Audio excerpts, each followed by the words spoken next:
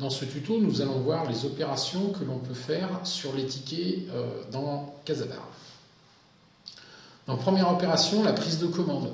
Donc vous êtes à table, vous prenez la commande, par exemple ici 2 burgers charolais, plus 2 fromages secs. Et ensuite je vais mettre mon ticket en attente. Donc pour mettre le ticket en attente, il suffit de cliquer sur la petite horloge là. Voilà.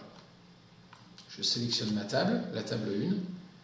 Et donc mon ticket était mis en attente. Je crée un nouveau ticket. Donc là par exemple je vais prendre 2 entrées plus 2 pizzas. Et je vais lui aussi le mettre en attente. Je veux dire que c'est une commande qui a été faite à la salle mais côté bar. Voilà. Donc ensuite, une fois que nos tickets ont été mis en attente, on peut les récupérer grâce à l'icône de rechargement ici. Donc 2 possibilités au rechargement. Le premier pour un règlement. Donc mon client qui est en bar salle, par exemple, fait un règlement au comptoir. Donc je récupère la liste de mes tickets en attente, je prends mon ticket en attente bar salle, je le recharge et je procède à son règlement, par exemple en carte bleue.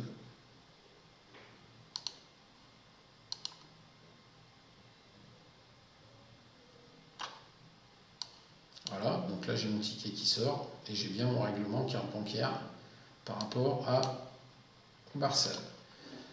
Deuxième possibilité, je vais recharger le ticket qui a été affecté à ma table parce que je veux rajouter des ingrédients sur la commande. Donc je prends mon ticket de la table, une, et je vais par exemple rajouter des desserts. Donc là je vais prendre 2 assiettes gourmandes et je remets en attente mon ticket. Je lui redonne le nom de sa table et mon ticket est en attente. Maintenant, ma commande à la table, le client a fini. Je veux lui mettre un ticket mode addition, c'est-à-dire je dépose le ticket sur la table et ensuite il viendra régler au bar. Donc le mode addition se fait avec le petit icône ici, avec le stylo. Donc je recharge en fait mon ticket et je vais cliquer ici sur le mode addition. Donc je sélectionne ma table, puisque c'est cette table que je veux, sur laquelle je veux produire l'addition. Là, j'ai un ticket qui sort, vous voyez, mais qui, lui, n'a pas de mode de règlement et incite le client à venir régler.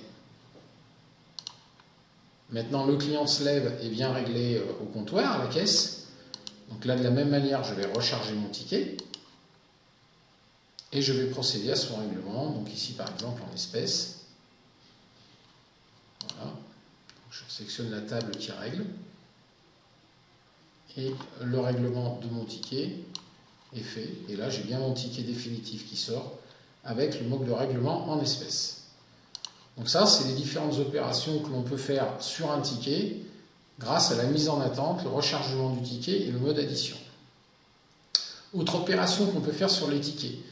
Donc vous savez que maintenant, les tickets sont inaltérables. Une fois qu'un ticket a été payé, on est dans l'incapacité, on ne peut pas le modifier. Donc comment est-ce que l'on peut procéder si jamais on s'est trompé ?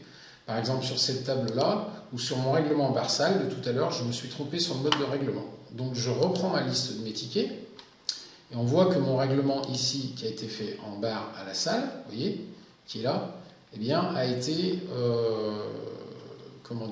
réglé, a été payé. Et je veux changer le mode de règlement. Donc pour changer le mode de règlement, je vais faire un avoir en fait sur ce ticket, et donc je procède à un avoir. Donc ça me crée un ticket en annulation, et me recharge le ticket que je dois annuler, sur lequel je dois changer le mode de règlement. Donc là, par exemple, on va dire que le règlement s'est fait en carte bleue. Donc je réaffecte mon ticket au bar et je valide mon règlement en carte bleue. Si je vais dans l'historique de mes tickets, donc là mon ticket sort, il a bien basculé en mode carte bancaire, vous voyez que ce ticket a le numéro 346. Si je retourne dans ma liste de tickets, on voit que mon ticket 346 a bien été réglé, mais le 343 en fait a été clos avec son mode de règlement. Ensuite j'ai clos en négatif pour faire mon avoir et je recrée mon nouveau ticket. Donc ça c'est la procédure légale pour pouvoir avoir une traçabilité sur l'annulation des tickets. Donc voilà les principales fonctions que l'on peut faire sur un ticket. Donc la mise en attente, le rechargement, le mode addition, et puis la liste des tickets sur laquelle on peut produire un avoir si jamais on s'est trompé. À bientôt pour un prochain tuto.